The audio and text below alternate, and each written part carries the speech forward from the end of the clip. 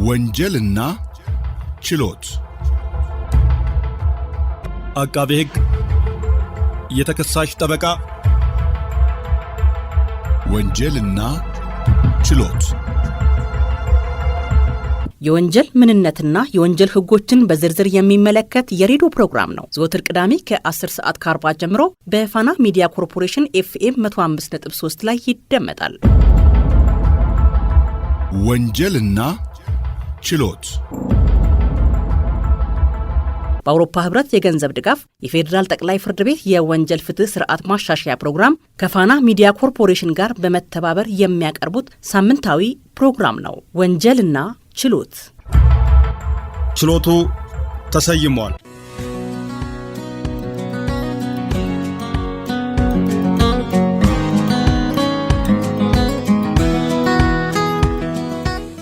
በሐሰት ክስና በተጭበረበረ ማስረጃ ምክንያት መላውን ዓለም ካናወጡ ታሪኮች መካከል አንዱና ዋነኛው የድሬፈስ ጉዳይ ወይም ዘ ድሬፈስ አፌር በመባል የሚታወቀው የፈረንሳይ ታሪክ ነው። ይህ ታሪክ በሐሰት የተወነጀለ አንድ ንጹሕ ሰው እውነት እስኪወጣ ድረስ ያለፈበትን መከራና የፍትህ መጓደልን የሚያሳይ ትልቅ ማሳያ ነው። የክሱ መነሻም አልፍሬድ ድሬፈስ የተባለ አባል በፈረንሳይ ጦር ውስጥ የሚያገለግል አይሁዳዊ መቶ አለቃ ወይም ካፒቴን ነበር። በወቅቱ ፈረንሳይና ጀርመን ከፍተኛ ባላንጣዎች ነበሩ። አንድ ቀን የፈረንሳይ የደህንነት አካላት አንድ ምስጢራዊ የፈረንሳይ ወታደራዊ መረጃዎችን ለጀርመን ኤምባሲ አሳልፎ የሚሰጥ የከዳተኛ ደብዳቤን አገኙ። የጦር አዛዦቹ የደብዳቤውን የእጅ ጽሑፍ በደንብ ሳያጣሩ በወቅቱ በነበረው የዘረኝነትና የጸረ አይሁድ ወይም አንቲሴሚቲዝም ስሜት ተገፋፍተው ክሱን በንጹሑ አልፍሬድ ድሬፈስ ላይ አላከኩበት። ድሬፈስ ሀገር የመክዳት ከባድ ወንጀል ተከሰሰ።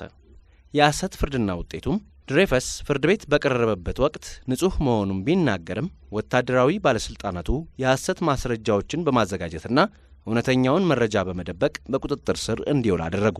ፍርድ ቤቱም የዕድሜ ልክ እስራት ፈረደበት።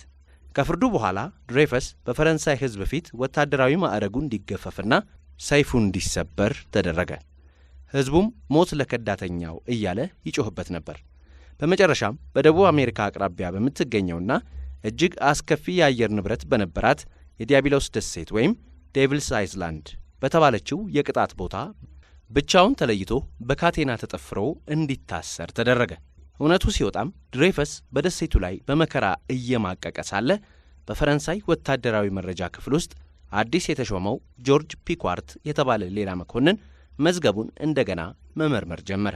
ፒኳርት ባደረገው ጥናትም ድሬፈስ ምንም ጥፋት እንደሌለበት፣ እውነተኛው ከዳተኛ ፈርዲናንድ እስተርሃዚ የተባለ ሌላ የፈረንሳይ ጦር መኮንን መሆኑን፣ የድሬፈስ የእጅ ጽሑፍ ተብሎ የቀረበው ሰነድ የተጭበረበረ መሆኑን ደረሰበት።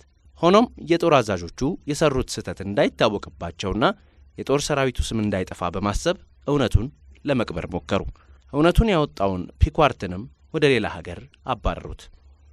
ከዚያም ነገሩ የዓለም አቀፍ ትኩረትና የከሳለው ደብዳቤ እንዲመጣ አደረገ። እውነቱ ግን ተደብቆ አልቀረም። ታዋቂው ፈረንሳዊ ደራሲ ኤሚል ዞላ ታሪኩን ከሰማ በኋላ እጅጉን ተቆጣ። እንደ አውሮፓውያን አቆጣጠር በ1898 በአንድ ታዋቂ ጋዜጣ ላይ ለፈረንሳይ ፕሬዝዳንት የተጻፈ ጄ አኪዩዝ እከሳለሁ የተሰኘ ታሪካዊ ክፍት ደብዳቤን አወጣ። በዚህ ደብዳቤ ላይ የፈረንሳይ ጦር ሰራዊትና ፍርድ ቤት ሆን ብለው ንጹሕ ሰውን እንደቀጡና እውነተኛውን ወንጀለኛ እንደሸሸጉ በግልጽ ወነጀለ። ይህ ደብዳቤ መላውን ፈረንሳይና ዓለምን ለሁለት ከፈለ። ጉዳዩ ከአገር ውስጥ አልፎ ዓለም አቀፍ የፍትህ መጓደል ተምሳሌት ሆነ። ከዚያም ፍትህ ተመለሰ። በሕዝብና በዓለም አቀፍ ማኅበረሰብ ግፊት ጉዳዩ እንደገና እንዲታይ ተደረገ። ምንም እንኳን መጀመሪያ ላይ ወታደራዊ ፍርድ ቤቱ ስህተቱን ለማመን ባይፈልግም ከብዙ ትግል በኋላ እንደ አውሮፓውያን አቆጣጠር በ1906 ከተከሰሰ ከ12 ዓመታት በኋላ ማለት ነው አልፍሬድ ድሬፈስ ሙሉ በሙሉ ንጹሕ መሆኑ ተረጋግጦ ተፈታ። የተገፈፈው ወታደራዊ ማዕረጉ የተመለሰለት ሲሆን በፈረንሳይ ከፍተኛው የክብር ሽልማት ሌጂየን ኦፍ ሆነር ተሸልሟል። የድሬፈስ ታሪክ በፖለቲካዊ ጥቅምና በዘረኝነት ስሜት ምክንያት በአንድ ንጹሕ ሰው ላይ የሚደርስን የሐሰት ክስ አስከፊነት የሚያሳይ ቢሆንም እውነትና ፍትህ የቱንም ያህል ቢዘገዩና ቢቀበሩ በቆራጥ ሰዎች ትግል መውጣታቸው እንደማይቀር ለዓለም ያስተማረ ታላቅ ታሪክ ነው።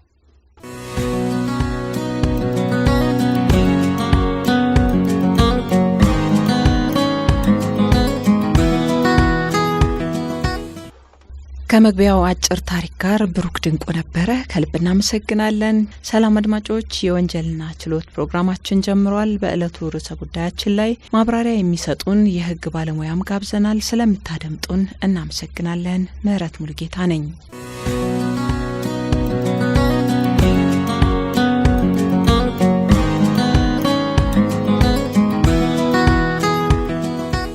ሰዎች ሌሎች ሰዎችን በሐሰት ከሰው የማስቀጣት ያልተገባ ጥቅም የማግኘት ወይም ሐሰተኛ ማስረጃ የማቅረብም ሆነ በሐሰት ቀርቦ የመመስከር አዝማሚያ በስፋት ይስተዋላል። በተለይ ዘመኑ የቴክኖሎጂና የግሎባላይዜሽን ዘመን ከመሆኑ ጋር ተያይዞ ሐሰተኛ ክስና ማስረጃ ማቅረብ ቀላልና የተለመደ እየሆነ መጥቷል። እነዚህ ተግባራት ከግለሰቦች መብትና ጥቅምም ሆነ በአጠቃላይ በፍትህ ስርዓቱ ላይ የሚያደርሱት አሉታዊ ጫና ቀላል የሚባል አይደለም። በመሆኑም ሐሰተኛ ክስና ማስረጃ በወንጀል የሚያስጠይቁ ድርጊቶች ተደርገው ተደንግገዋል። በአንጻሩ ደግሞ በሐሰተኛ ክስና ማስረጃ ሰበብ የዜጎችን የመናገርና ሐሳብን ወይም አስተያየትና ጥቆማ መስጠትን ወይም ትችት ማቅረብና አሊያም ይጣራልኝ ብሎ ለሚመለከተው አካል አቤቱታ ማቅረብም ሁሉ የህግ ተጠያቂ በማድረግ የዜጎችን ፍትህ የማግኘትን መብት መገደብ ተገቢ ያለመሆኑን ልብ ማለት ይገባል። ምክንያቱም ባለጉዳዮች በቅንነት በጥርጣሬ የሚያቀርቡት የክስ አቤቱታ በሂደት በሚመለከተው ባለስልጣን መጣራትና መረጋገጥ ያለበት በመሆኑ ተከሳሾችም በተከሰሱበት ጉዳይ የመካድ የማመንና ዝም የማለትና ንጹህ ሆኖ የመገኘት መብት ያላቸው በመሆኑ በቅንነት የሚቀርቡ ጥቆማዎችን ወይም አቤቱታዎችን እንደ ሐሰት መቆጠር የለባቸውም። በፍትህ ስርዓት ውስጥ የሚቀርቡ ሐሰተኛ ክሶችና ማስረጃዎች በግለሰቦች መብትና በሀገር ፍትህ አስተዳደር ላይ ከፍተኛ ጉዳት እያደረሱ ይገኛሉ። በመሆኑም ይህንን ድርጊት ለመከላከል የወንጀል ህግ ያስቀመጣቸው መሰረታዊ ነገሮች ምን ህጎች ተካተዋል በሚለውና በመሰል ርዕሰ ጉዳዮች ዙሪያ መረጃ የሚሰጡን በፍትህ ሚኒስቴር በንቃተ ህግ ትምህርትና ስልጠና ዳይሬክቶሬት ከፍተኛ አቃቢ ህግ የሆኑት ፈይሳ ሹርኬ ናቸው። ችሎቱ ተሰይሟል። በኢትዮጵያ ህጎች ውስጥ ለሐሰተኛ ክስ ወይም ማስረጃ የተሰጠ ቀጥተኛ የቃላት ትርጉም ባይኖርም በወንጀል ህጉ ለተጠቀሱ ድርጊቶች ማቋቋሚያነት የተዘረዘሩትን ፍሬ ነገሮች መሰረት በማድረግ ትርጉሙን ማስቀመጥ ይቻላል። በዚህም የወንጀል ህግ አንቀጽ 447 ላይ ሐሰተኛ ክስን በተመለከተ ተደንግጎ እናገኛለን። በዚህ ድንጋጌ ስር እንግዲህ አንድ ሰው ሌላ ሰው ንጹህ መሆኑን እያወቀ እንዲቀጣ ወይም ደግሞ ጥቅሙን እንዲያጣ በማሰብ ሆን ብሎ የሚያቀርበው እውነተኛ ያልሆነ አቤቱታ እንደሆነ የወንጀል ህጉ ያመለክታል። በተመሳሳይ የወንጀል ህጋችን አንቀጽ 453 ላይ ሐሰተኛ ማስረጃ ምንድነው የሚለውን በግልጽ ትርጉም ባይሰጥም ለወንጀሉ ማቋቋሚያነት የተዘረዘሩትን ፍሬ ነገሮችን መሰረት በማድረግ ትርጉሙን ስናየው አንድን ወገን ለመጥቀም ወይም ደግሞ ለማጉዳት በማሰብ በፍርድ ሂደት ላይ የሚሰጥ የሐሰት ምስክርነት፣ የተዛባ የባለሙያ አስተያየት ወይም እውነትን የማደበቅ ተግባር እንደሆነ የወንጀል ህግ አንቀጽ 453 ላይ ከተደነገገው ማየት ይቻላል። ሐሰተኛ ክስና ማስረጃ ምን ጉዳት ያስከትላል የሚለውን ማየት ያስፈልጋል። በዚህ ላይ ጉዳቶቹን በሁለት ከፍለን ማየት እንችላለን።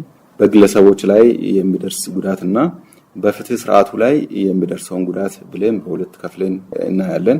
እንግዲህ በግለሰብ ላይ የሚደርሰውን ጉዳት ስንመለከት የንጹሃንን ህይወት ነጻነትና ንብረት ይነካል። ሊታረም የማይችል የሞራልና የኢኮኖሚ ጉዳትን ያስከትላል።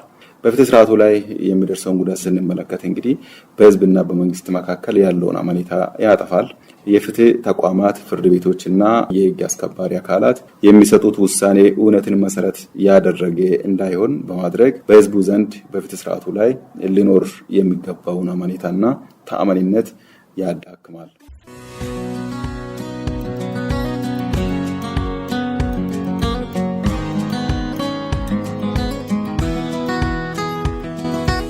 ሐሰተኛ ክስና ማስረጃ የፍትሐ ብሔርና የወንጀል ተጠያቂነትን እንደሚያስከትል ነግረውናል። በሐሰተኛ ክስና ማስረጃ የሚመጣን የፍትሐ ብሔር ተጠያቂነትን ስንመለከት በሐሰተኛ ክስና ማስረጃ ምክንያት ለደረሰ ጉዳት የሚኖረው የፍትሐ ብሔር ተጠያቂነት በፍትሐ ብሔር ሕጉ ከውል ውጭ የሚደረግ ኃላፊነት ወይም ደግሞ ኤክስትራ ኮንትራክቹዋል ላያቢሊቲ ሎ በሚለው መሪ ስር የሚተዳደር ሲሆን ድርጊቱ ሆን ተብሎ የሚፈጸም የጥፋት ተግባር በመሆኑ ጥፋተኛው በንጹህ ሰው ላይ ለደረሰው ጉዳት ሙሉ ካሳ የመክፈል ግዴታ ይኖርበታል። በዚህ መሰረት ተበዳዩ ለሕግ ክርክር ካወጣው ውጪ ከስራ መስተጓጎልና ከገቢ ማጣት ለደረሰበት ቁሳዊ ኪሳራ በፍትሐ ብሔር ሕጉ አንቀጽ 20፣ 27 እና 29 ላይ በተመለከተው አግባብ እንዲሁም በሐሰተኛ ውንጀላው ምክንያት ለደረሰው የሞራል ጉዳት ለስም ማጥፋት የሞራል ካሳ በፍትሐ ብሔር ሕጉ አንቀጽ 2105፣ 2106፣ 2109 እና 2113 የመጠየቅ ሕጋዊ መብት እንዳለው ሕጉ በግልጽ ያስቀምጣል። በተጨማሪም ፍርድ ቤቶች እንግዲህ ዳኝነት ሲጠየቁ ከሚሰጡት ውሳኔዎች የደረሰውን ጉዳት ለማካስ የሚሰጠው ውሳኔ ጥፋተኛ በራሱ ወጪ ተበዳዩ ንጹህ መሆኑን በጋዜጣ እንዲያሳውቅ የማዘዝ ይፋዊ ይቅርታ እንዲጠይቅ የማዘዝ እና የተለያዩ እርምጃዎችን በፍትሐ ብሔር ሕጉ አንቀጽ 21 እና 21 መሰረት ሊወስዱ እንደሚችሉ ሕጉ በግልጽ ያስቀምጣል። በፍትህ ስርዓት ሂደት ውስጥ የሚቀርቡ ሐሰተኛ ክሶችና ማስረጃዎች በግለሰቦች መብት፣ በህዝብ ጥቅም እንዲሁም በፍትህ አስተዳደሩ ተአማኒነት ላይ ከፍተኛ ጉዳት የሚያስከትሉ ድርጊቶች ናቸው።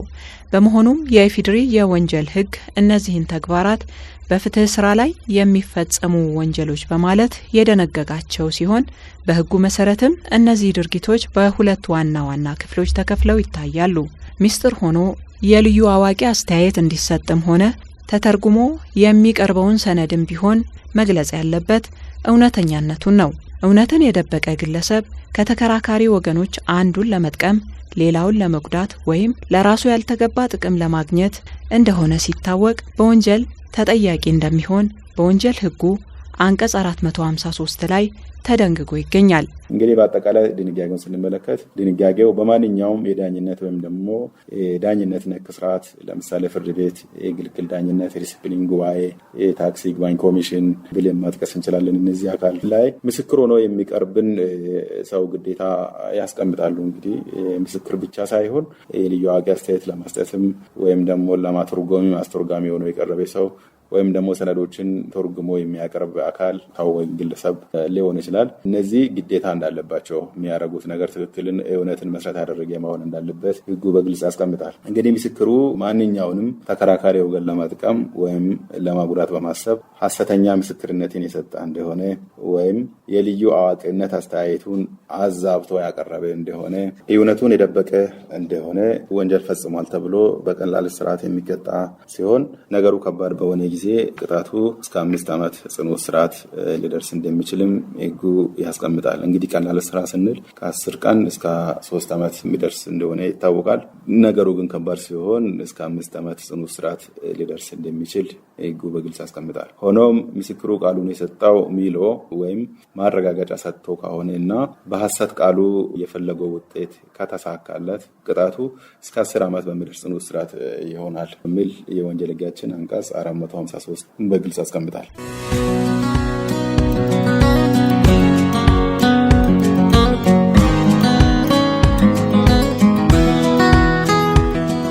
በሐሰት መከሰስና በንጹህ ሰው ላይ ወንጀል መለጠፍ በወንጀል እንደሚያስቀጣ በአንቀጽ 447 ላይ ተደንግጎም ይገኛል። እንግዲህ ይህ ድንጋጌ አንድን ግለሰብ ያለ አግባብ በሐሰት በመወንጀል የሚፈጸምን በደል ለመከላከል የተቀመጠ እንደሆነ ማየት ይቻላል። በዚህም ማንኛውም ሰው ሌላ ሰው ንጹህ መሆኑን እያወቀ ባልፈጸመው ወንጀል የከሰሰው ወይም ደግሞ ክስ እንዲመሰረትበት ያደረገ እንደሆነ እስከ 5 ዓመት በሚደርስ ጽኑ እስራትና በገንዘብ መቀጮ እንደሚቀጣ ሕጉ በግልጽ ያስቀምጣል። ሆኖም በሐሰት የተመሰረተው ክስ ምክንያት በንጹህ ሰው ላይ ከ5 ዓመት በላይ የጽኑ እስራት ቅጣት ተላልፎበት እንደሆነ ሐሰተኛ ከሳሹ ወይም ደግሞ በሐሰት ክስ ያቀረበው ሰው ላይም በተላለፈው ቅጣት ልክ እንዲቀጣ እንደሚችል ሕጉ በግልጽ ያስቀምጣል። እዚህ ላይ ግልጽ ለማድረግ አንድ ሰው ባቀረበው የሐሰት ክስ ለምሳሌ ዕድሜ ልክ የተቀጣ እንደሆነ ሐሰተኛ ክስ ያቀረበው ሰውም በዛ ልክ ሊቀጣ ይችላል ማለት ነው። ፍርድ ቤቱ በዛ ልክ ሊቀጣ ይችላል ማለት ነው። በሞትም ተቀጥቶ እንደሆነ በሐሰተኛ ክስ ምክንያት በሞት እንዲቀጣ የተፈረደበትም ሰው እንደሆነ ሐሰተኛ ምስክር የሰጠው ሰው ወይም ደግሞ ሐሰተኛ ክስ ያቀረበ ሰው በዛው ልክ በሐሰተኛ ክስ ምክንያት በሞት ፍርድ ግለሰቡ ከተቀጣ እሱም በዛው ልክ በሞት ሊቀጣ ይችላል። ሐሰተኛ ክስ በማቅረብ ብቻ በሞት ሊቀጣ ይችላል ማለት ነው። ቅጣቱ እጅግ በጣም ከፍ ያለ እንደሆነ ማወቅ ይቻላል። ነገር ግን እዚህ ጋር ልብ ማለት የሚገባን ነጥብ አለ። ዜጎች በቅንነትና በመጠራጠር ለፍትህ አካላት የሚያቀርቧቸው አቤቱታዎችና ጥቆማዎችን የመመርመር የማጣራት እውነት መሆኑን የማጣራት ግዴታ የፖሊስ ነው። የፖሊስና የአቃቢ ሕግ እንደሆነ ይታወቃል። ዜጎች በመጠራጠር የወንጀል ጥቆማ ሊያቀርቡ ይችላሉ፣ የወንጀል አቤቱታ ሊያቀርቡ ይችላሉ። ነገር ግን ሐሰተኛ ክስ ማቅረብ ተብሎ በወንጀል ሊጠየቁ እንደማይገባ በዚህ ሁኔታ በሁሉም ሁኔታዎች ውስጥ በወንጀል ጥያቄ ያደርጋል ማለት እንዳልሆነ ግንዛቤ ውስጥ ማስገባት ያስፈልጋል። ይሄንን ስንል አንድ ሰው በሐሰተኛ ክስ በማቅረብ የሚጠየቀው አንድ ሰው ንጹህ መሆኑን እያወቀ ወይም ደግሞ ባልፈጸመው ወንጀል የከሰሰው ወይም ደግሞ ክስ እንዲመሰረትበት ያደረገ እንደሆነ ነው። አንድ ሰው በትክክልም በደል ተፈጽሞበት ጉዳት ደርሶበት ጉዳቱን ያደረሰበትን ግለሰብ መለየት ባለመቻሉ በጥርጣሬ የኬሌ ነው ወንጀሉን የፈጸመብኝ ብሎ የሚያቀርበው ወንጀል የሐሰት ክስ አቅርበዋል ተብሎ በወንጀል ሊጠየቅ አይገባም። ምክንያቱም ወንጀሉን ማጣራት ምርመራ ማድረግ ትክክል መሆኑን በማስረጃ በማስደገፍ በበቂ ማስረጃ በተደገፈ ጊዜ ለአቃቢ ሕግ መዝገቡን በማስተላለፍ አስፈላጊ ውሳኔ እንዲሰጥበት ማድረግ የፖሊስ ኃላፊነት ነው።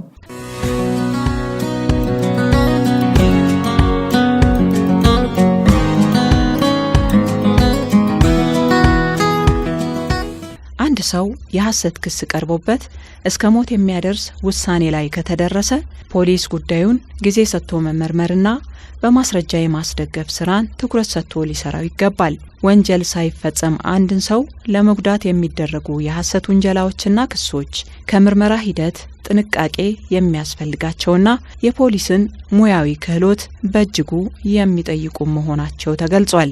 ነገር ግን ሆን ብሎ ወንጀልም ሳይፈጸምበት አንድ ሰው ከመሬት ተነስቶ ሌላውን ሰው ለማጉዳት ንጹህ መሆኑን እያወቀ ግለሰቡ ባልፈጸመው ወንጀል እንዲከሰስ ወይም ደግሞ ክስ እንዲመሰረትበት ያደረገ እንደሆነ በወንጀል ይጠየቃል ማለት ነው። ስለዚህ እዚህ ላይ የወንጀል የማድረግ የሀሳብ ክፍሉ በደንብ መታየት ይኖርበታል ማለት ነው። አንድ ሰው በትክክልም ወንጀል ተፈጽሞበት ወንጀሉን የፈጸመበትን አካል ወይም ደግሞ ንብረት ተሰርቆበት ንብረቱን የሰረቀበትን ሰው በትክክል ባለማወቅ በጥርጣሬ እነ ኤኬሌ ናቸው ወይም ደግሞ ኤኬሌ ነው ንብረትን የወሰደብኝ ብሎ በሚያቀርበው ክስ ሐሰተኛ ክስ ነው ተብሎ ግለሰቡን በወንጀል ሊያስጠይቅ የሚችል አይደለም።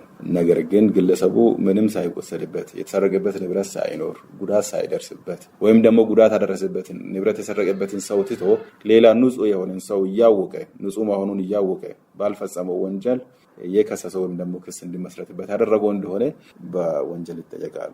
ዜጎች ሀሳባቸውን በነጻነት የመግለጽ መብት አላቸው። ወንጀል ሲፈጸምባቸውም ጥቆማ መስጠት መብታቸው ሲሆን ነገር ግን ወንጀል ያልፈጸሙ ሰዎችን ሆን ብሎ ግለሰቡን ለመጉዳት በማሰብ ክስ እንዲመሰረትባቸው በማድረግ የሚያቀርቡት ክስ በወንጀል እንደሚያስጠይቃቸውም ማወቅ ያስፈልጋል። እንግዲህ በአጠቃላይ በሐሰት የሚቀርቡ ክስም ሆነ በሐሰተኛ ማስረጃ በፍትሐብሔርም በወንጀልም ያስጠይቃል። በተለይም በወንጀል ፍትህ አስተዳደር ውስጥ የሐሰተኛ ማስረጃ ከፍተኛ ጉዳት ያደርሳል። በፍትህ ስርዓቱ ላይ ዜጎች እምነት እንዳይኖራቸው ያደርጋቸዋል። ስለዚህ ዜጎች ለፍትህ አካላት በተለይም በወንጀል ፍትህ አስተዳደር ውስጥ የሚሰጡት የወንጀል አቤቱታ፣ የወንጀል ጥቆማዎች ምስክርነትም እውነትን መስራት ማድረግ ይጠበቅበታል። ሆን ተብሎ ግለሰቡን በሌላ ጉዳይ ሌላን ሰው ለመበቀል ወይም ደግሞ ግለሰቡን ለማጉዳት ሌላን ሰው ወንጀል ያልፈጸመውን ሰው ለማጉዳት ወይም ደግሞ ወንጀል የፈጸመውን ሰው ተጠያቂ እንዳይሆን ለማድረግ በፍትሐብሔርም ሊሆን ይችላል በፍትሐብሔር ክስ ላይ ክስ ያቀረበውን ሰው መብቱን ለማስከበር ክስ ያቀረበውን ሰው አንድ ተከራካሪ ወገን ያልተገባ ጥቅም እንዲያገኝ ለማድረግ የሚሰጡ የሐሰት ክሶች እና ማስረጃዎች በወንጀልም በፍትሐብሔርም ያስጠይቃሉና ዜጎች ጥንቃቄ ማድረግ ይጠበቅባቸዋል። በአጠቃላይ እውነት የፍትህ መስራት ናት። እያንዳንዱ ዜጋ በህግ ፊት የሚሰጠው ቃልና የሚያቀርበው ማስረጃ ከፍተኛ ማህበራዊና ህጋዊ ኃላፊነት እንዳለበት ተረድቶ ከሐሰተኛ ተግባራት ታቀብ ይገባል እላለሁ። አመሰግናለሁ።